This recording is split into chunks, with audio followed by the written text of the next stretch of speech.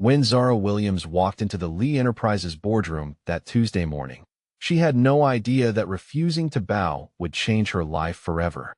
She was a Harvard MBA graduate working as an executive assistant in Seoul, brilliant but broke, supporting her sick mother back in Atlanta while navigating the treacherous waters of Korean corporate hierarchy. What she didn't know was that Lee Jin-woo, the man seated at the head of that polished conference table, was far more dangerous than any CEO she'd ever encountered. At 24, Zara Williams had already learned to navigate worlds where she didn't quite belong. She balanced her natural intelligence with the exhausting reality of being perpetually underestimated. Her Harvard MBA credentials somehow never quite enough to overcome the assumptions people made about a young black woman in Seoul's corporate landscape. Her natural hair was styled in neat protective braids that she twisted into a low bun for work, professional but unapologetically her own.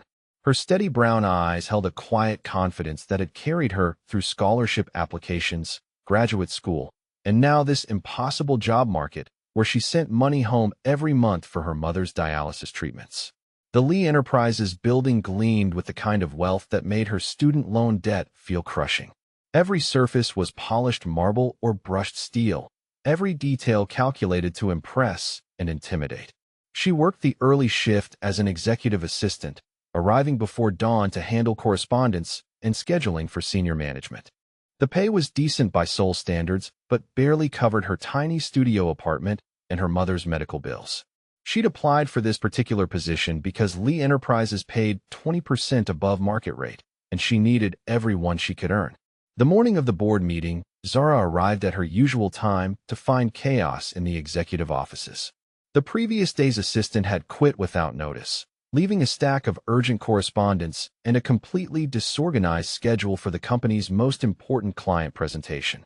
The other assistants looked terrified, whispering in rapid Korean about how Mr. Lee would react to the incompetence.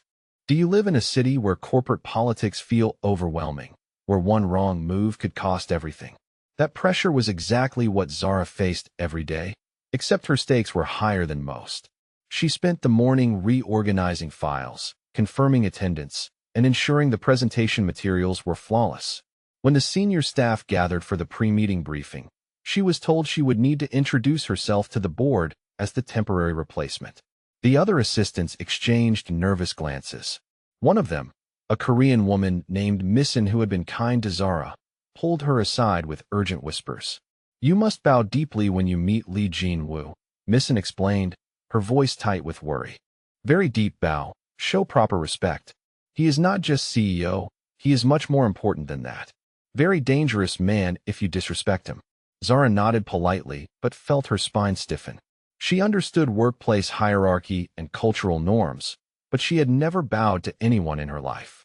Her grandmother had raised her with the firm belief that no human being was inherently superior to another, that respect was earned through character and action, not demanded through position and intimidation. The boardroom was a monument to power and wealth. Floor-to-ceiling windows overlooked downtown Seoul, while a massive table of polished dark wood dominated the center of the room. Expensive leather chairs surrounded the table like thrones, and original artwork hung on walls painted in deep, authoritative colors. The air itself seemed to hum with tension and barely contained energy. Lee Jin-woo sat at the head of the table like a king holding court. At 35, he was younger than she had expected, but carried himself with the kind of controlled authority that made the air around him feel heavy and charged. His dark hair was perfectly styled, not a strand out of place, and his expensive suit was tailored so precisely it looked like it had been sewn directly onto his body.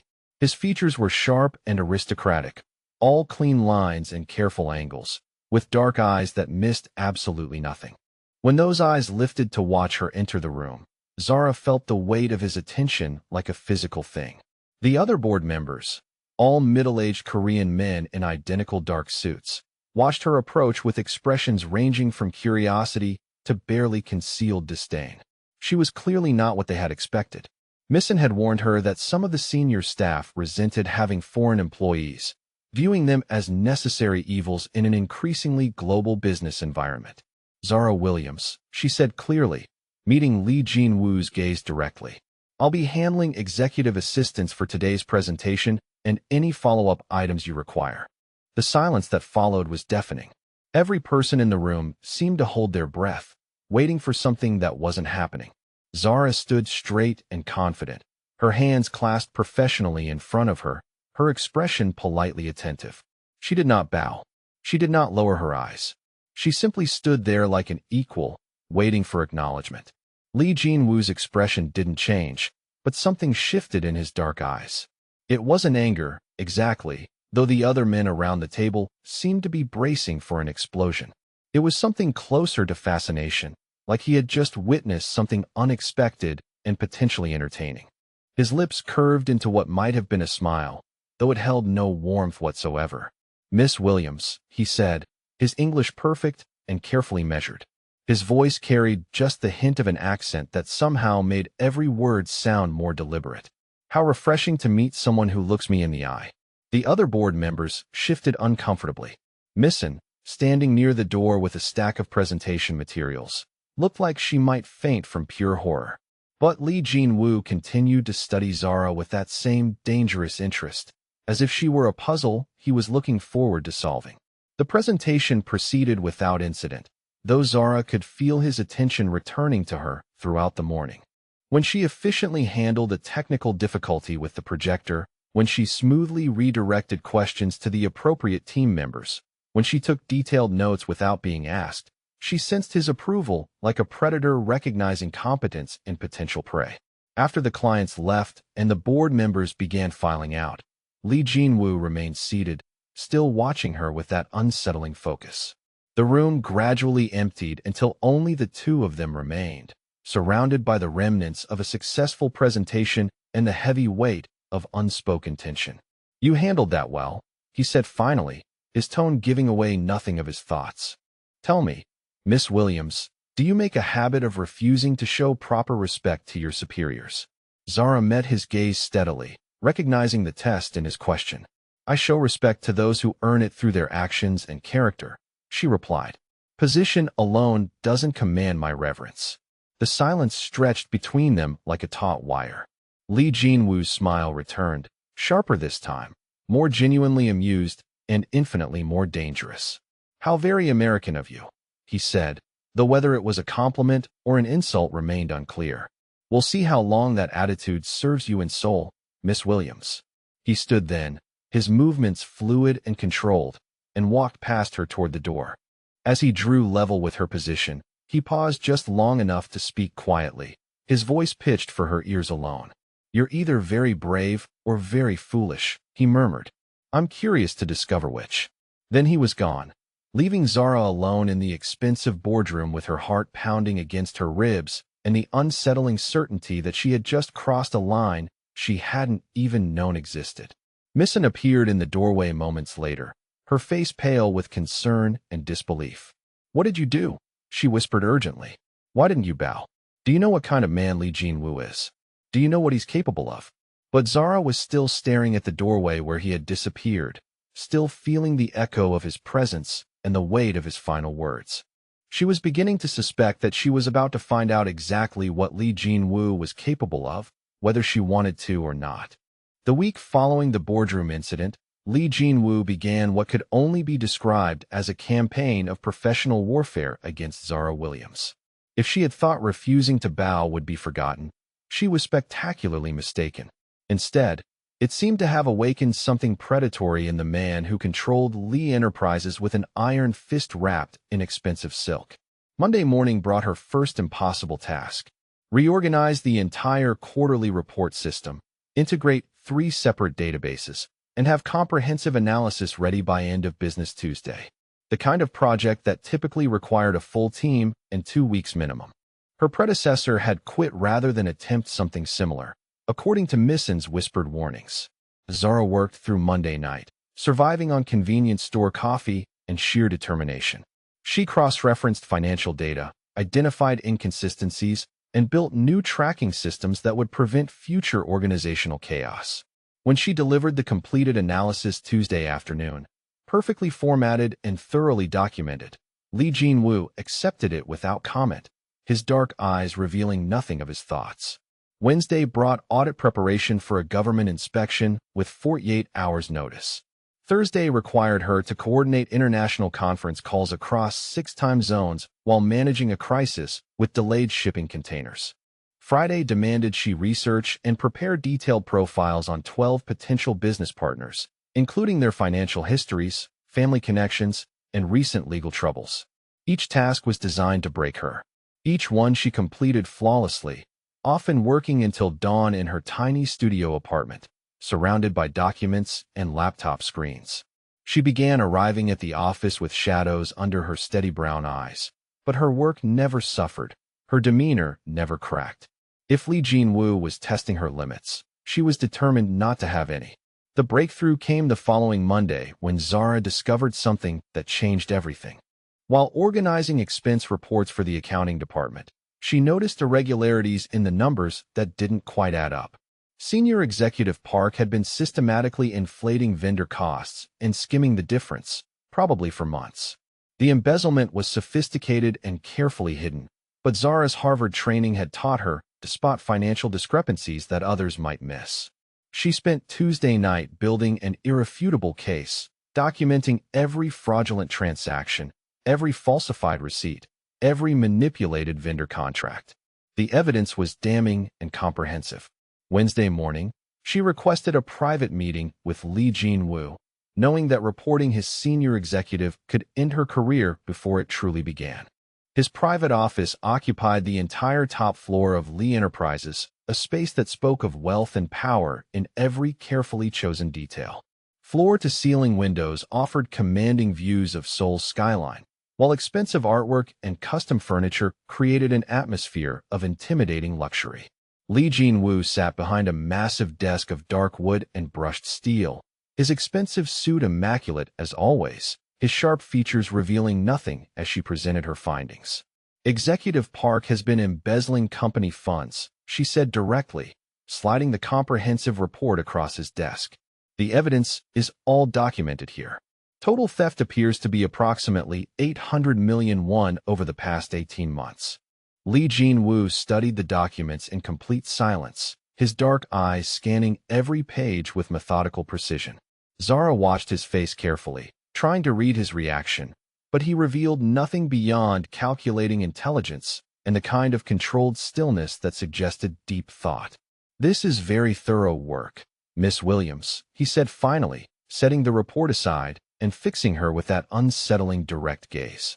"Very dangerous work as well. Executive Park has many friends in this company, many connections. Reporting him puts you at considerable risk." "I understand that," Zara replied steadily. "But theft is theft, regardless of who commits it." Something shifted in Li Jinwu's expression then, a flicker of what might have been approval or respect. He stood from behind his desk, moving to the windows where Seoul spread out below like a conquered territory. "You could have overlooked this," he said quietly. "Pretended you never saw the discrepancies. Executive Park would have continued his theft. You would have kept your position. Everyone would have remained comfortable in their ignorance."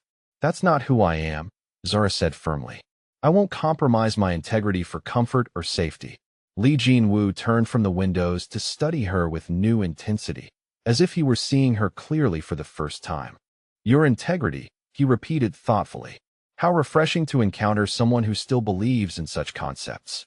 The intercom buzzed, interrupting the moment with urgent Korean that Zara couldn't follow. Li Jinwu's expression hardened as he listened. Then he issued sharp commands that sent his assistant scurrying away. He turned back to Zara with something darker in his eyes. "It seems Executive Park has learned of your investigation," he said calmly. "He's making calls, building alliances, preparing to discredit you before this information becomes public. You've made a powerful enemy, Miss Williams." Before Zara could respond, her phone rang with a call from Atlanta. The number belonged to her mother's dialysis center, and her heart immediately clenched with familiar dread. She glanced at Li Jinwu apologetically. "I need to take this," she said, stepping toward the corner of his office for privacy. The news was devastating, but not unexpected. Her mother's kidney function had declined again, and the doctors were recommending immediate placement on the transplant list. The process would be expensive, requiring extensive testing, specialized medications, and potentially relocation to a facility with better resources. The financial coordinator quoted numbers that made Zara's carefully managed budget collapse into impossibility. Miss Williams, her mother's voice was weak but determined over the phone. Don't you worry about this. I've been taking care of myself for years before you were sending money. Mom, please, Zara whispered urgently, trying to keep her voice low. We'll figure this out. I'll figure this out. When she ended the call and turned back toward Lee Jinwoo's desk, she found him watching her with that same calculating intensity. She tried to compose herself, to hide the desperation and fear that threatened to overwhelm her professional composure. But his sharp eyes missed nothing. Family emergency, she said simply, not trusting herself to elaborate. Medical bills, he observed. I can see it in your face, Miss Williams. The particular strain of someone watching a loved one suffer while calculating costs they cannot afford. Zara straightened her shoulders, refusing to appear weak despite the crushing weight of her circumstances. That's not your concern, Mr. Lee. Perhaps not, he agreed. But it does explain why you work 3 jobs, why you're always exhausted, why you live in that tiny apartment despite your Harvard credentials. You're not building a career, Miss Williams. You're funding a medical crisis. She didn't respond, couldn't respond without risking the composure that was all she had left. But Lee Jinwoo continued to study her with that unnerving focus. As if her desperation were a fascinating puzzle he was determined to solve. The rest of the week passed in tense normalcy. Executive Park's scandal handled quietly, and his termination announced without fanfare. But Zara began noticing things that hadn't registered before. Men in expensive suits who didn't quite belong in the corporate environment. Conversations that stopped abruptly when she approached. Phone calls conducted in rapid Korean behind closed doors. Friday evening, walking to the subway station after another 16-hour workday, she became aware of footsteps matching her pace. 3 men in dark clothing, maintaining careful distance but clearly following her route. Fear crept up her spine as she recognized the deliberate nature of their surveillance. This wasn't random street crime. This was something far more organized and dangerous. She ducked into a convenience store, pretending to shop while watching the reflection in the window. The men waited outside, making no attempt to hide their presence anymore. Her hands trembled as she fumbled with her phone, unsure who to call or what to say. When she finally emerged from the store, the men were gone. In their place stood Lee Jinwoo, his expensive suit somehow unmarked despite the late hour, his presence transforming the empty street into something that felt safer and infinitely more dangerous simultaneously. Miss Williams, he said calmly, as if encountering her on a dark Seoul street at 10 p.m. were perfectly normal. I believe you've had some unwanted company this evening. How did you know? She asked, her voice steadier than she felt. I make it my business to know when my employees are threatened, he replied, particularly employees who have recently demonstrated their value and their vulnerability. Those men, she began, then stopped, unsure how to finish the question.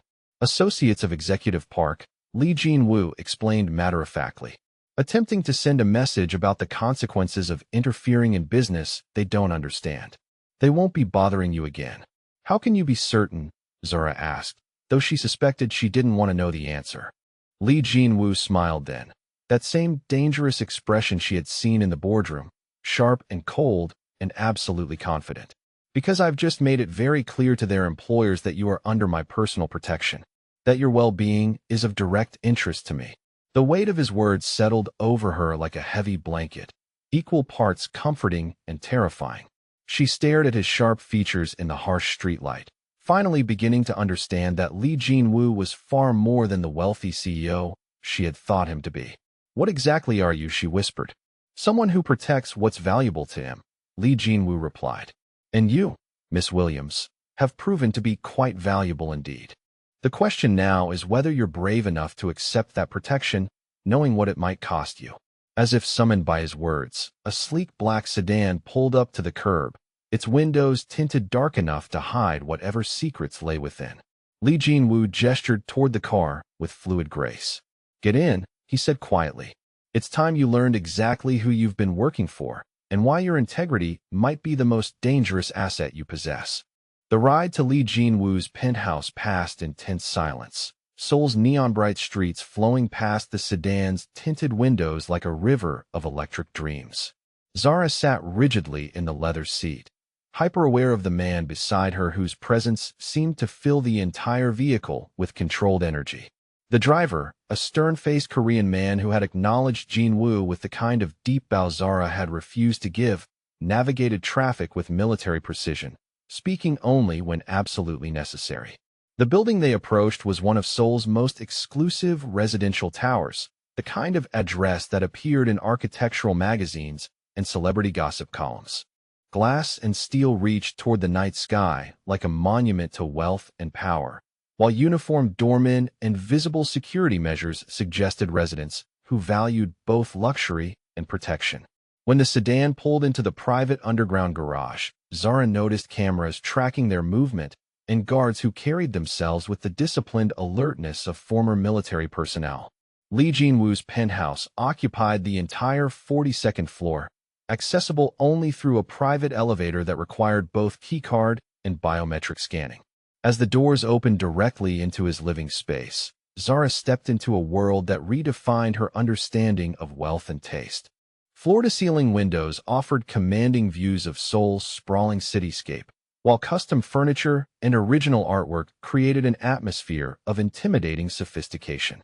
The space was masculine and minimalist, all clean lines and expensive materials, yet somehow managed to feel lived in rather than sterile. "This is where you conduct business," she observed, taking in the subtle details that suggested this apartment served purposes beyond mere residence. Multiple phone lines, discrete security monitors, and a state-of-the-art communications system spoke to operations far more complex than legitimate corporate management. Among other things, Lee Jin-woo replied, guiding her toward what was clearly his private office. The room was dominated by a massive desk of dark wood and brushed steel, surrounded by leather chairs that looked more like thrones than furniture. Law books lined custom shelves alongside volumes in Korean, Japanese, and English, while a wet bar in the corner suggested late-night negotiations were common occurrences. "Please, sit," he said, gesturing toward one of the chairs facing his desk. "Can I offer you something to drink? Tea, coffee, something stronger perhaps?" "Coffee would be fine," Zara replied, settling into the chair and trying not to appear as overwhelmed as she felt. The leather was butter-soft and probably cost more than her monthly rent, while the view from this height made Seoul look like a collection of glittering toys spread across dark velvet. Lee Jin-woo prepared the coffee himself, using an expensive Italian machine that looked more like scientific equipment than kitchen appliance. His movements were precise and economical, every gesture controlled and deliberate. When he handed her the cup, their fingers brushed briefly, and she was startled by the warmth of his skin and the calluses that spoke of activities more physical than corporate management. He settled behind his desk then, his expensive suit immaculate despite the late hour, his sharp features composed and businesslike. But his dark eyes held that same dangerous intensity that had captivated and terrified her since their first meeting. "Miss Williams," he began formally, "I believe it's time we discussed your future with Lee Enterprises. Recent events have made it clear that your current position is both inadequate for your abilities and insufficient for your needs." Zara sipped her coffee, which was expertly prepared and probably cost more per pound than she spent on groceries in a week.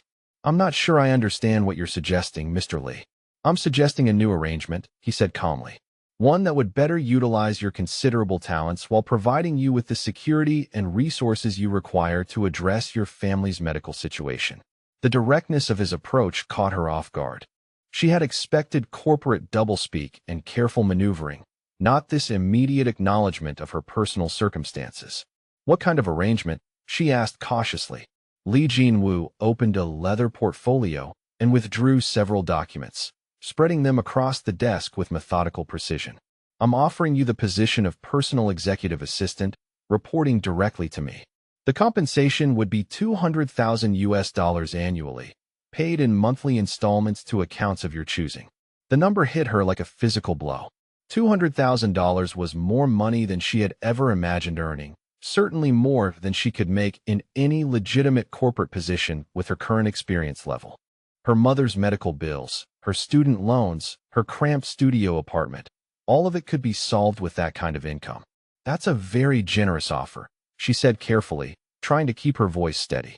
What would my responsibilities include? You would manage my personal schedule and communications, coordinate travel arrangements, attend business dinners and social functions as my companion, and handle sensitive correspondence that requires the highest level of discretion. You would also serve as my liaison for certain operations that extend beyond traditional corporate activities. The last part made her stomach tighten with unease. What kind of operations, Mr. Lee? Lee Enterprises has interests in many areas, Miss Williams. Shipping, real estate, import and export, private security, conflict resolution. Some of our business partners prefer to maintain privacy regarding their associations with us. Some of our negotiations require confidentiality agreements that extend far beyond standard corporate protocols. He was speaking in euphemisms, but the message was clear enough. Lee Jin-woo was involved in activities that skirted the edges of legality, possibly crossed those edges entirely. Her integrity, the same quality that had led her to report Executive Park's embezzlement, was now being tested by the offer of salvation wrapped in moral ambiguity. In addition to salary, he continued, all medical expenses for your mother would be covered in full. I have connections with the finest medical facilities in the United States and South Korea. Kidney specialists, transplant teams, rehabilitation services, whatever is required for her complete care. The offer was breathtaking in its scope. Her mother could receive the best possible treatment without the crushing financial burden that had been consuming Zara's every waking moment. But she forced herself to focus on the practical details, to understand exactly what she would be accepting. You mentioned living arrangements, she said.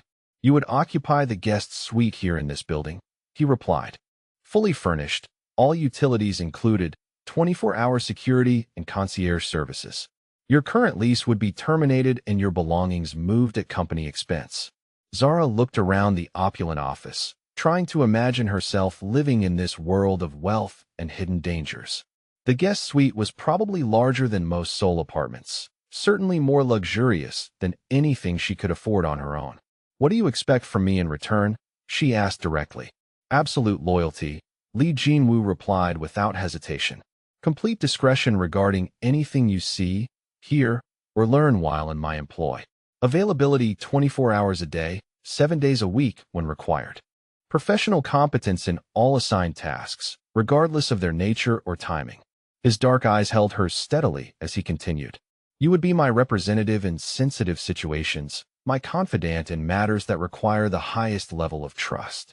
You would accompany me to business meetings where your presence might facilitate negotiations. You would manage information that could be dangerous in the wrong hands. And if I were to violate that trust, she asked quietly, what would happen? The temperature in the room seemed to drop several degrees as Lee Jin-woo's expression hardened into something cold and implacable. Betrayal of my confidence would result in immediate termination of our arrangement. All financial support would cease, all medical coverage would be revoked, all security protections would be withdrawn. You would find it very difficult to secure employment anywhere in Seoul, possibly anywhere in South Korea. He leaned forward slightly, his voice becoming even more quiet and therefore more menacing. More importantly, Miss Williams, betrayal would mean that you had learned information that certain individuals might find valuable. Information that could put you in considerable personal danger. My protection extends only to those who remain loyal to me. The threat was unmistakable, delivered with the same calm professionalism he might use to discuss quarterly earnings projections. Zara felt her heart rate accelerate as the full implications of his offer became clear. This wasn't just a job opportunity. This was an invitation into a world where betrayal carried consequences far beyond unemployment. You're asking me to compromise everything I believe in, she said finally. To work for someone whose business extends into areas I can't even identify, let alone approve of. I'm asking you to be practical, Lee Jin-woo replied firmly. Your mother is dying, Miss Williams. Your integrity is admirable, but it won't pay for dialysis or kidney transplants. Your principles are noble, but they won't extend her life or ease her suffering. He stood then, moving to the windows where Seoul spread out below like a conquered territory. Your alternative is to return to your studio apartment, your 3 jobs, your mounting debt, and your mother's deteriorating condition. You can maintain your moral purity while watching her fade away because you cannot afford the treatment that might save her. The words hit her like physical blows, each one striking at the heart of her impossible situation. She stared at the documents spread across his desk, seeing her mother's medical records, her student loan statements, her carefully calculated budget that never quite balanced despite her best efforts. "How long do I have to decide?" she asked, her voice barely above a whisper. 24 hours, Lee Jin-woo said, returning to his chair. "The offer expires tomorrow evening at midnight. After that, you return to your previous position and we never discuss this arrangement again." He opened a drawer and withdrew a business card, placing it precisely in the center of the desk. "This number reaches me directly, day or night. When you're ready to accept, call and we'll finalize the details immediately." Zara picked up the card, noting the weight of the paper and the simplicity of the design. Just his name, a phone number, and nothing else. No corporate logo, no title, nothing to identify his legitimate business connections. "What if I can't do this?" she asked quietly. "What if I accept your offer and then discover I can't handle the moral compromises required? Then you'll resign your position and face the consequences." Lee Jin-woo replied matter-of-factly. "But I don't think you'll have that problem, Miss Williams. You're stronger than you realize, more adaptable than you believe. You've already proven you can navigate complex ethical situations when you reported Executive Park's embezzlement despite the personal risk." He studied her with that penetrating intensity she was beginning to recognize as his natural state. "You understand that some forms of justice exist outside traditional legal frameworks. You've learned that good intentions without power behind them are merely wishful thinking. Working with me will simply extend those lessons to their logical conclusion." The silence stretched between them, heavy with implications and unspoken understanding. Zara looked at the business card in her hands, then at the documents outlining an offer that could solve every practical problem in her life while potentially destroying everything she believed about herself. "This isn't really a choice, is it?" she said finally. "You've structured this so that refusing means watching my mother die while accepting means betraying everything I've ever stood for." Lee Jin-woo's smile was sharp and completely without warmth. "Life rarely offers us pure choices, Miss Williams. Usually we're forced to decide between different types of compromise, different forms of damage we're willing to accept. I'm simply being honest about the nature of the decision rather than pretending you have options you don't actually possess." He stood again, signaling that their meeting was concluding. "The driver will take you back to your apartment. You have my number when you're ready to proceed. I suggest you don't wait too long to decide, Miss Williams. Your mother's condition won't improve while you wrestle with philosophical concerns." As Zara gathered her purse and prepared to leave, Lee Jin-woo's voice stopped her at the door. "For what it's worth," he said quietly, "I believe you'll make the right choice. You're practical enough to see past idealism when someone you love is at stake. That quality will serve you well in your new position." The ride back to her apartment building passed in a blur of neon lights and racing thoughts. Zara clutched the business card like a lifeline, her mind churning through calculations and moral equations that seemed impossible to balance. $200,000. Complete medical coverage. Her mother's life hanging in the balance against her own ethical foundation. When she finally reached her tiny studio apartment, with its chipped walls and secondhand furniture, the contrast to Lee Jin-woo's opulent world felt almost surreal. She sat on her narrow bed, staring at his business card and trying to imagine calling that number, accepting his offer, stepping permanently into a world where moral compromise was the price of survival. Her phone rang then, displaying her mother's number with perfect timing that felt either blessed or cursed. The conversation was brief but devastating. Her mother's latest lab results showed continued kidney deterioration, and the doctors were recommending immediate listing for transplant evaluation. The costs would be astronomical, the insurance coverage inadequate, the timeline uncertain.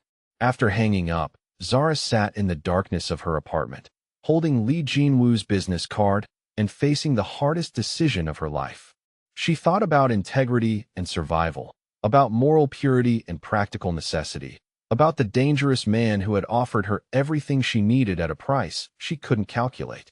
Finally, her hands trembling slightly, she reached for her phone and dialed the number on the card. The phone rang exactly once before Lee Jinwoo's voice answered, calm and unsurprised. Miss Williams, I was wondering when you would call. I accept your offer, she said, her voice steady despite the magnitude of what she was agreeing to. When do we begin? The guest suite in Lee Jinwoo's building was larger than most Seoul apartments, furnished with the kind of understated luxury that spoke of wealth so secure it didn't need to show off. Floor-to-ceiling windows offered stunning views of the Han River, while custom furniture and original artwork created an atmosphere of sophisticated comfort. Zara stood in the center of the living room on her first morning, still struggling to believe this elegant space was temporarily hers. Her belongings, which had filled her tiny studio apartment to capacity, looked almost lost in the expansive rooms. The movers Lee Jinwoo had arranged worked with military efficiency, handling her second-hand furniture and discount store decorations with the same care they might show priceless antiques. Within hours, her old life had been packed away and her new existence had begun. The first call she made was to her mother's medical team in Atlanta. Lee Jinwoo had provided her with the contact information for Dr. Sarah Chun, one of the country's leading kidney specialists, along with authorization codes for a medical account that seemed to have unlimited funding. The conversation with Dr. Chun was surreal in its possibilities. Immediate evaluation, cutting-edge treatments, experimental therapies that had been financially impossible just days before. Mom, she said during their evening call, her voice tight with emotion, Dr. Chun wants to see you next week. She's already reviewed your files and thinks you're an excellent candidate for the new immunosuppressive protocols. Her mother's silence stretched across the international connection before she spoke, her voice filled with wonder and worry. Baby girl, this doctor must cost more than my house. How are you paying for this? I got a promotion, Zara replied, which was technically true even if it barely scratched the surface of reality. A very good promotion with excellent medical benefits. The integration into Lee Jinwoo's world began immediately and proved more complex than she had anticipated. Her official duties as personal executive assistant were straightforward enough. Managing his schedule, coordinating international travel, handling correspondence that required native English fluency. But underneath those legitimate activities ran a current of operations that operated by entirely different rules. She learned to recognize the subtle differences between business meetings and the other kind of gatherings that took place in private rooms with soundproofing and men who carried themselves like soldiers. She discovered that certain phone calls required her to leave the room, while others demanded her presence to take notes in a shorthand system Lee Jinwoo taught her personally. She realized that some of his business partners paid their respects with the deep bows she had refused to give, while others greeted him as an equal in this shadow world of power and violence. The most surprising aspect of her new position was how much time she spent alone with Lee Jinwoo himself. Late evening strategy sessions in his penthouse office, early morning briefings over coffee and Korean newspapers, international conference calls that stretched past midnight due to time zone complications. The man who had seemed so intimidating and untouchable in the corporate boardroom proved to be unexpectedly engaging company during the quiet hours when Seoul slept around them. He was an excellent cook, she discovered one evening when a video conference with associates in Tokyo ran well past dinner time. Instead of ordering from one of the expensive restaurants that catered to his building, Lee Jinwoo disappeared into his kitchen and emerged with bulgogi, kimchi fried rice, and banchan that rivaled anything she had tasted in Seoul's best establishments. You cook, she observed, accepting the plate he offered with barely concealed surprise. My grandmother insisted, he replied, settling across from her at the dining table that normally hosted business negotiations. She believed a man who couldn't feed himself would always be dependent on others for survival. Independence requires mastering basic necessities. The food was exceptional, each dish perfectly balanced and expertly prepared. Zara found herself relaxing in ways she hadn't since arriving in South Korea, the tension of constant cultural navigation easing in the comfortable domesticity of shared meal. Tell me about your grandmother, she said, genuinely curious about the woman who had shaped this complex and dangerous man. Lee Jinwoo's expression softened in ways she had never seen before, revealing depths beneath his controlled exterior. She survived the Japanese occupation, the Korean War, decades of poverty and uncertainty. When my parents died, she raised my sister and me with nothing but determination and whatever work she could find. He paused in his eating, dark eyes distant with memory. She taught me that strength comes from protecting those who depend on you. That power without purpose is meaningless. That family loyalty transcends every other consideration. What happened to your sister? Zara asked gently, sensing pain in the careful way he spoke about family. The change in Li Jinwu's demeanor was immediate and profound. His controlled composure cracked slightly, revealing grief so raw it made her chest ache in sympathy. He set down his chopsticks and walked to the windows, his expensive suit suddenly looking like armor against emotions too powerful to contain. Her name was Min Young, he said quietly, his voice carrying across the elegant dining room like a confession. 2 years younger than me. Everything good about our family concentrated in one person. Kind, intelligent, trusting. Everything I am not. Zara remained silent, recognizing that he was sharing something precious and painful, something that required careful handling and complete attention. When I started building this organization, I was consumed by ambition and anger, he continued, his reflection ghost-like in the dark windows. I wanted power, control, the ability to never feel helpless the way we had after our parents died. Minyoung supported my goals even when she didn't understand my methods. His hands, normally so controlled and precise, clenched into fists at his sides. She met someone, a businessman who seemed legitimate, successful, charming. He courted her properly, met our grandmother, spoke of marriage and family. I was too focused on expansion and territory disputes to pay proper attention to their relationship. The silence stretched between them, heavy with implications that Zara was beginning to understand. She rose from the table and moved closer to where he stood, not quite touching but close enough to offer wordless support. By the time I realized what he truly was, it was too late, Li Jinwu said, his voice barely above a whisper. He was trafficking young women, using legitimate business as cover for slavery operations. Minyoung discovered the truth and tried to leave him. He killed her rather than risk exposure. The words hit Zara like physical blows. She could see the guilt and rage in every line of his body, the weight of responsibility he carried for failing to protect someone he loved. I'm so sorry, she said softly, finally reaching out to touch his arm with gentle fingers. That must have been devastating for you and your grandmother. Li Jinwu turned to face her then, and she was startled by the vulnerability in his dark eyes, the raw humanity beneath his carefully constructed facade. My grandmother died 6 months later, he said. The doctors called it heart failure, but I knew better. She died of grief and disappointment in me. That's not your fault, Zara said firmly. You couldn't have known what he was planning, couldn't have predicted his violence. I should have known, Li Jinwu replied, his voice harsh with self-recrimination. I had resources, connections, the ability to investigate anyone who entered our lives. But I was too arrogant, too focused on my own agenda to protect the people who mattered most. He moved closer to her, close enough that she could smell his expensive cologne and see the faint lines around his eyes that spoke of years carrying impossible burdens. Everything I've built since then has been about control, he said quietly. About ensuring that I never again lack the power to protect what belongs to me. The intensity of his gaze made her breath catch in her throat. She was beginning to understand that his possessiveness, his need for absolute loyalty, his careful orchestration of every detail came from genuine terror of loss rather than simple desire for dominance. Is that why you offered me this arrangement? She asked. Because you saw someone who needed protection. Li Jinwu's smile was sharp and self-aware, holding depth she was only beginning to comprehend. Partly, he admitted, but also because you remind me that there are still people in this world worth protecting. People who choose integrity even when it costs them everything. His hand rose to touch her face with surprising gentleness, fingers tracing along her cheekbone with careful reverence. You make me remember why I wanted power in the first place, he said softly. Not for its own sake, but to shield good people from those who would destroy them.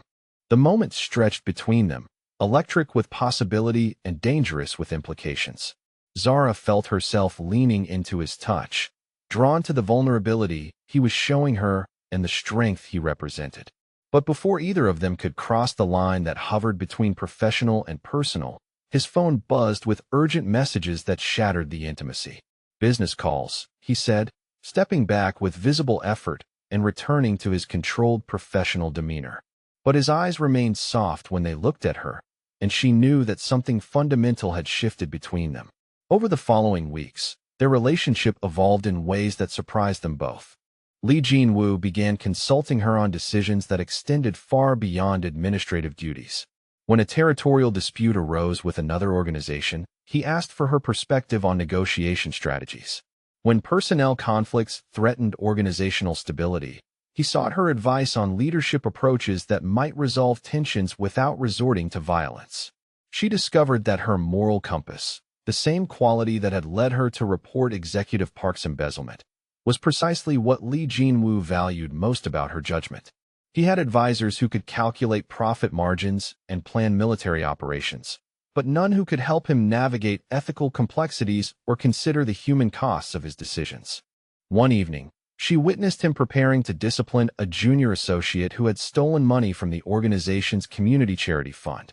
The traditional response would have been swift and brutal, sending a message about the consequences of betrayal. But when Zara quietly suggested that the young man might be acting from desperation rather than greed, Li Jinwu paused to investigate further. They discovered that the associate's daughter needed expensive surgery that his legitimate income couldn't cover. Instead of punishment, Li Jinwu arranged for medical care and family support, then promoted the man to a position with higher legitimate earnings. The entire organization took notice of this unexpected mercy, and loyalty deepened in ways that fear alone could never achieve. "You're changing how I think," Li Jinwu told her that night as they reviewed reports in his office, "making me consider possibilities I had forgotten existed." "You're not as ruthless as you pretend to be," Zara replied, meeting his gaze across the desk where they had spent countless hours together. "You want to believe you're a monster because it makes the difficult decisions easier, but I see how you protect people, how you care about your organization like family." Li Jinwu's smile was rueful and surprisingly tender. "Dangerous observation, Miss Williams. If word gets out that I've gone soft, every rival organization in Seoul will test our defenses." But his tone held affection rather than warning, and when he walked her to the elevator that evening, his hand lingered on her shoulder with unmistakable warmth. The attraction that had been building between them was becoming impossible to ignore, electric in every shared glance and accidental touch. Zara found herself looking forward to their late-night strategy sessions, morning briefings, quiet meals when business demands allowed. She was falling for the man behind the dangerous reputation, drawn to his intelligence and unexpected gentleness as much as his power and protection. And Li Jinwu, she realized, was falling just as hard for her. The way he looked at her during meetings, the way his voice softened when he spoke her name, the way he unconsciously moved closer whenever they worked together, all spoke of feelings that extended far beyond professional appreciation. They were both walking a dangerous line between business and emotion, between protection and possession, between the safety of formal arrangements and the terrifying vulnerability of genuine love. But with each passing day, that line became harder to maintain, and Zara found herself wondering what would happen when they finally crossed it completely. The first sign of trouble came on a Tuesday evening when Zara's security detail changed without explanation. The familiar faces who had been protecting her for weeks were replaced by men she didn't recognize, their credentials verified by Li Jinwu's organization, but their presence somehow more tense and alert than usual. When she asked about the change, the responses were evasive and professional, designed to reassure without providing actual information.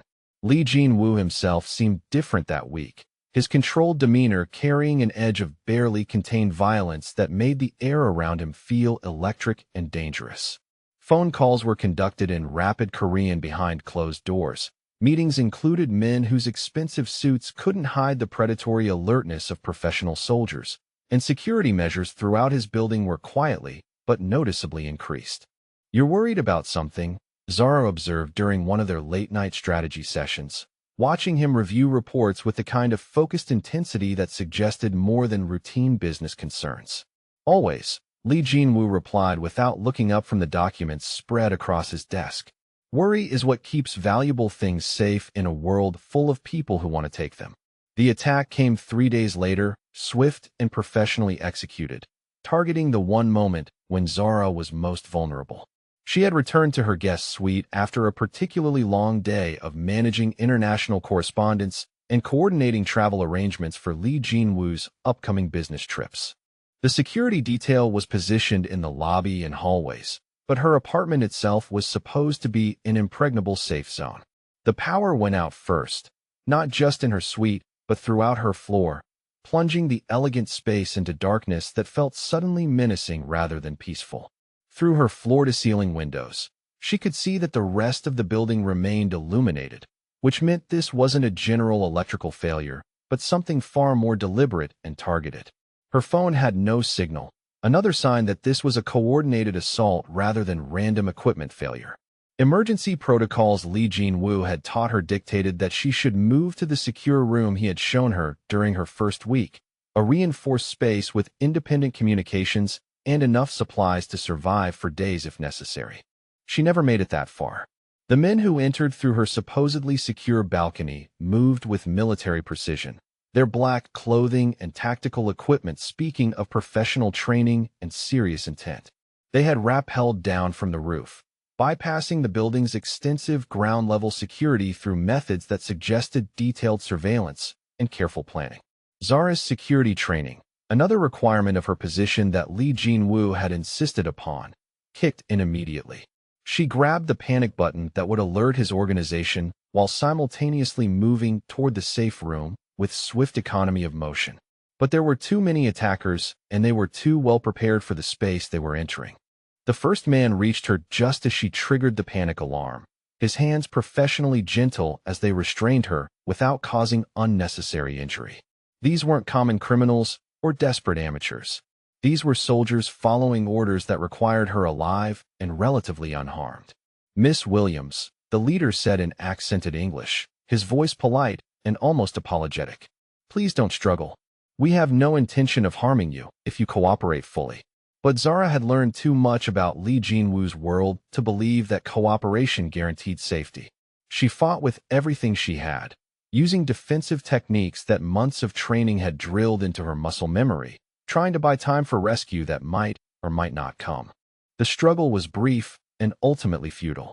Professional kidnappers with military backgrounds were always going to overpower a Harvard MBA with 6 months of self-defense training. But she made them work for it, and more importantly, she bought enough time for Lee Jin-woo's people to respond to her panic signal. The gunfire started as they were carrying her toward the balcony exit, sharp cracks echoing through the building's corridors as her legitimate security detail engaged the kidnapping team's backup personnel. The man carrying her cursed in Korean, then barked orders that sounded increasingly desperate as the tactical situation deteriorated around them. Lee Jin-woo appeared in her doorway like an avenging angel, his expensive suit somehow unmarked despite having fought his way through whatever obstacles had been placed between him and her location. His dark eyes swept the scene with cold precision, taking in the tactical situation and calculating odds with the kind of speed that suggested extensive combat experience. "Release her," he said quietly, his voice carrying the kind of authority that stopped conversations and commanded immediate attention. The kidnapping team's leader pressed the barrel of his pistol against Zara's temple, using her as a human shield, while his remaining men took defensive positions. "Lee Jin-woo," the man replied in heavily accented English. "We expected you would come personally. You have something that belongs to me," Lee Jin-woo observed, his tone conversational despite the life-threatening situation developing around them.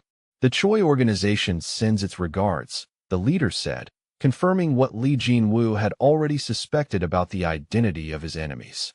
"They believe you need a reminder about respecting traditional territory boundaries." Zara felt the cold metal against her skin and realized with crystalline clarity that she was probably about to die. These men weren't planning to negotiate or make demands. They were planning to send Lee Jin-woo a message written in her blood, a demonstration of his inability to protect what mattered most to him. Lee Jin-woo's expression didn't change, but something shifted in the air around him, a transformation from businessman to something far more primitive and infinitely more dangerous. When he spoke again, his voice carried the kind of cold promise that made hardened criminals reconsider their life choices. "Release her now, and your deaths will be quick," he said matter-of-factly. Continue to threaten what's mine, and I will show you why the Choi organization is about to cease existing. The next few minutes passed in a blur of violence and controlled chaos. Lee Jin-woo moved with lethal grace, eliminating threats with efficiency that spoke of extensive training and considerable experience. The kidnapping team, despite their professional preparation, proved inadequate against someone who had built an empire through personal competence in warfare as much as business negotiation. When the shooting stopped, Zara found herself pressed against the wall where Lee Jin-woo had pushed her for protection, her hands shaking with adrenaline and her heart hammering against her ribs. The elegant guest suite that had become her home was destroyed, furniture overturned and windows shattered, transformed from sanctuary into battlefield. Lee Jin-woo stood in the center of the destruction, his expensive suit finally showing signs of wear, a thin cut along his cheekbone, the only visible evidence of the violence that had just erupted around them. His dark eyes found hers immediately, scanning her face and body with the kind of focused intensity that suggested he was cataloging every potential injury or sign of trauma. "Are you hurt?" he asked, crossing the room with swift strides and reaching for her with hands that trembled almost imperceptibly. "I'm okay," Zara managed, though her voice sounded foreign to her own ears. "They didn't hurt me." Lee Jin-woo's hands cupped her face with infinite gentleness, his thumbs tracing along her cheekbones, as if convincing himself that she was real and unharmed. The contrast between the violence he had just displayed and the tender care he was showing her was both reassuring and terrifying. "This building is no longer secure," he said, his voice harsh with barely controlled emotion. "We're moving you to a safe house until I can address this situation permanently." The safe house turned out to be a fortified compound outside Seoul, the kind of place that looked like a luxury resort but functioned like a military installation. Armed guards patrolled the perimeter with professional efficiency, while elegant rooms and beautiful gardens created an atmosphere of peaceful isolation from the outside world's dangers. Zara spent 2 days in that protected space, processing the reality of what had happened and what it meant for her future. She had always understood intellectually that Lee Jin-woo's world was dangerous, but experiencing that danger firsthand was entirely different from theoretical knowledge. She could have died in that apartment, killed by men who wanted to hurt him through destroying what he valued. Lee Jin-woo himself was absent during those 2 days, handling what he euphemistically described as organizational restructuring that would prevent future threats to her safety. The reports that filtered back through his security staff were sparse but telling. The Choi organization was being systematically dismantled, its leadership eliminated, and its operations absorbed or destroyed. Traditional territory boundaries were being redrawn through methods that emphasized permanence over diplomacy. He returned on the 3rd evening, arriving at the safe house with the kind of controlled exhaustion that suggested days of intense activity and difficult decisions. His expensive suits had been replaced by dark clothing that showed signs of wear, and there was something in his eyes that spoke of recent violence and its emotional costs. "Is it over?" Zara asked when they finally had privacy in the safe house's elegant living room. "The immediate threat has been eliminated," Lee Jin-woo confirmed, settling beside her on the leather sofa with movements that suggested physical and emotional fatigue. "The Choi organization no longer exists as a functioning entity. Its remaining members have been absorbed into allied groups or have fled Seoul entirely." She could see the weight of what he had done in every line of his body, the responsibility for decisions that had probably cost lives and certainly changed the balance of power throughout Seoul's criminal underworld. But she could also see relief in his dark eyes, the satisfaction of someone who had successfully protected what mattered most. "You did all of that for me," she said softly, beginning to understand the full scope of what her safety had cost. "I did it for us," Lee Jin-woo replied, his voice carrying depths of emotion that took her breath away. "Because a world where you could be taken from me is a world I refuse to accept." The intensity of his declaration made her heart race for reasons that had nothing to do with fear. She was seeing him clearly for perhaps the first time, recognizing that his possessiveness came from genuine terror of loss rather than simple desire for control. He had just restructured Seoul's criminal landscape to ensure her safety, eliminating enemies with ruthless efficiency to protect what he valued above everything else. "I could have died," she whispered, the reality of the situation finally hitting her with full force. Those men would have killed me to hurt you. Li Jinwu's control finally cracked completely. He pulled her against him with desperate intensity, his arms encircling her with fierce protection as if he could shield her from dangers that had already passed. His face buried against her neck, and she could feel the tremors running through his powerful frame. "I thought I had lost you," he said, his voice muffled against her skin but heavy with raw emotion. "When I saw those men in your apartment, when I realized how close they had come to taking you from me, I understood that I would destroy anything and everything to keep you safe." Zara felt something fundamental shift inside her chest, a recognition that transcended rational thought or careful consideration. This dangerous man had just reshaped his entire world around her safety, had risked everything he had built to ensure her continued existence. The formal arrangement that had brought them together was irrelevant now, replaced by something far more primitive and infinitely more powerful. "Jinwu," she breathed, using his given name for the first time and feeling him tense with surprise and recognition at the intimacy. He pulled back to look at her then, his dark eyes searching her face with desperate intensity. "Say it again," he demanded softly. "Jinwu," she repeated, her voice stronger now, more certain. And before he could respond, she reached up to cup his face with gentle hands, feeling the sharp angles of his features and the faint stubble that spoke of days focused on eliminating threats rather than maintaining appearances. "You're mine," he said then, the words coming out like a confession and a claim simultaneously. "Completely and forever, mine to protect and care for and keep safe from everything that would harm you."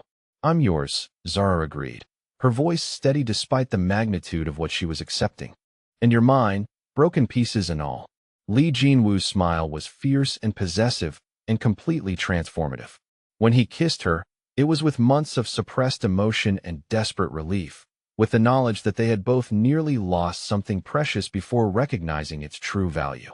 She kissed him back with equal intensity, pouring her fear and gratitude and growing love into the connection between them. "Forever," he breathed against her lips when they finally broke apart, his forehead resting against hers while they shared breath and heartbeat, and the profound understanding that their relationship had just crossed a line from which there would be no return. "Forever," Zara agreed, sealing the promise with another kiss and the absolute certainty that Li Jinwu would never let anyone threaten her again. 6 months after the Choi organization's elimination, Seoul's criminal landscape had stabilized under new management, and Zara Williams had transformed from temporary assistant to Li Jinwu's acknowledged partner in both business and life. The changes were visible everywhere, from the way his organization's members addressed her with respectful titles to the way legitimate corporations sought meetings that included both their names on official invitations. Her mother's recovery had exceeded every medical expectation. Dr. Chin's experimental treatments, combined with access to the world's best rehabilitation facilities, had restored kidney function to levels that made transplant evaluation unnecessary. When Mrs. Williams arrived in Seoul for an extended visit, she brought with her the kind of maternal skepticism that no amount of wealth or power could overcome. "Baby girl," she said during their first private conversation in Zara's new penthouse apartment, "this man you're involved with is dangerous. I can see it in his eyes, the way he watches you like you might disappear if he looks away for too long." "He protects me, Mom," Zara replied, arranging fresh flowers in the elegant vase that had been a housewarming gift from Jinwoo's grandmother's personal collection. "He's eliminated every threat to my safety and ensured that nothing can ever harm our family." Mrs. Williams studied her daughter with the kind of perceptive gaze that had guided Zara through childhood and adolescence. "And what did you give up in exchange for that protection?" she asked quietly. "Nothing," Zara said, meeting her mother's eyes with steady confidence. "I gained everything. Respect, partnership, a future that neither of us could have imagined possible." The truth of that statement became clear over the following weeks as Mrs. Williams observed Li Jinwu's interactions with her daughter. His deference to Zara's opinions during business meetings, his habit of consulting her before making major decisions, the way he unconsciously moved to include her in conversations even when the topics involved areas where she lacked expertise. This wasn't the behavior of a man who had purchased compliance. This was someone who had found an equal partner and was determined to honor that partnership in every aspect of their shared life. Lee Jin-woo's formal introduction to Mrs. Williams took place during a dinner he prepared personally, showcasing culinary skills that impressed even someone who had been cooking for decades. He presented family history with quiet pride, speaking of his grandmother's influence and his sister's memory with the kind of vulnerability that demonstrated genuine respect for maternal authority. Mrs. Williams, he said as they shared traditional Korean desserts and American coffee, I understand your concerns about your daughter's association with me. My business involves activities that exist outside conventional legal frameworks, and the risks are real and ongoing. Mrs. Williams nodded thoughtfully, appreciating his directness rather than the evasions she had expected. But I want you to know, Lee Jin-woo continued, that Zara's safety and happiness are my highest priorities. Everything I've built, every decision I make, is filtered through the question of how it serves her well-being and our future together. The older woman studied him with shrewd assessment, recognizing sincerity beneath the formal language. You love her, she observed. More than I thought possible, Lee Jin-woo replied without hesitation. She makes me want to be worthy of the trust she's placed in me. The business evolution that followed their personal commitment proved as transformative as their romantic relationship. Zara's Harvard MBA training and natural strategic thinking helped Lee Jin-woo identify opportunities for legitimizing operations without sacrificing profitability or organizational security. Real estate ventures, shipping contracts, technology investments, all became vehicles for transitioning illegal revenues into legal enterprises. The legitimate expansion required new skills and different kinds of partnerships, areas where Zara's background in conventional business proved invaluable. She negotiated with banks that would have refused to deal with Lee Jin-woo directly, established corporate structures that satisfied regulatory requirements while maintaining operational flexibility, built relationships with government officials who appreciated dealing with Harvard-educated professionals rather than criminal organizations. Working together 12 hours a day, they discovered compatibility that extended far beyond physical attraction or mutual protection. Lee Jin-woo's strategic brilliance combined with Zara's ethical frameworks created business approaches that neither could have developed independently. Their late-night planning sessions became collaborative experiences that strengthened both their professional partnership and personal bond. The marriage proposal came during a quiet evening in late spring when Seoul's cherry blossoms transformed the city into something magical and temporary. Lee Jin-woo had arranged a private dinner on the rooftop garden of their building, complete with traditional Korean music and flowers that honored both their cultural backgrounds. Zara Williams, he said formally, rising from his chair and moving to kneel before her in a gesture that combined Western romance with Eastern respect. You challenged me from the moment we met, refused to show deference I hadn't earned, demanded that I prove my worth through actions rather than position. He withdrew a velvet box containing a ring that was clearly a family heirloom, its elegant design speaking of generations and tradition. My grandmother's ring, he explained. She wore it for 60 years, through war and poverty and every challenge that life could present. She would have wanted it to go to someone strong enough to honor its history. The ring was beautiful in its simplicity, a single diamond surrounded by smaller stones arranged in a pattern that suggested both Korean and American design influences. But more than its beauty, the offering represented acceptance into family history and cultural tradition that transcended their individual relationship. Will you marry me? Lee Jin-woo asked, his voice carrying hope and vulnerability that made her heart ache with love. Will you be my partner in everything, my wife and the future matriarch of whatever we build together? Yes, Zara replied, her voice steady despite tears that spoke of overwhelming emotion. Yes to all of it.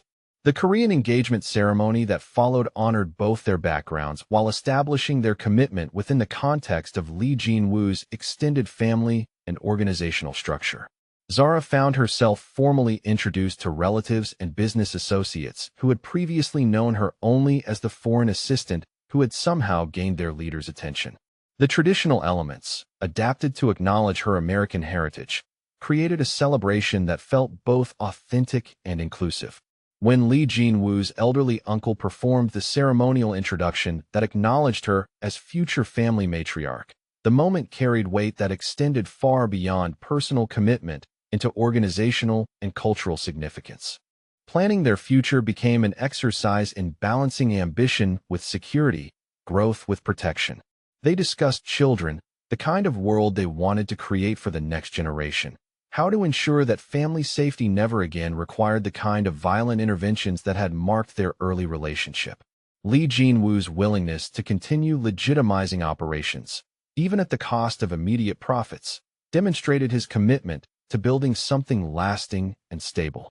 The Seoul penthouse they chose for their primary residence was designed with both luxury and security in mind, incorporating state-of-the-art protective measures within an environment that felt like home rather than fortress. Zara insisted on spaces for entertaining her mother's extended visits, art studios where she could return to painting, gardens where hypothetical children could play safely. Their wedding planning revealed how completely their lives had become integrated. Guest lists included Harvard classmates and Korean crime families. Dinner menus balanced American comfort foods with traditional Korean celebrations. Music selections honored both cultures while avoiding anything that might create diplomatic incidents among attending organizations.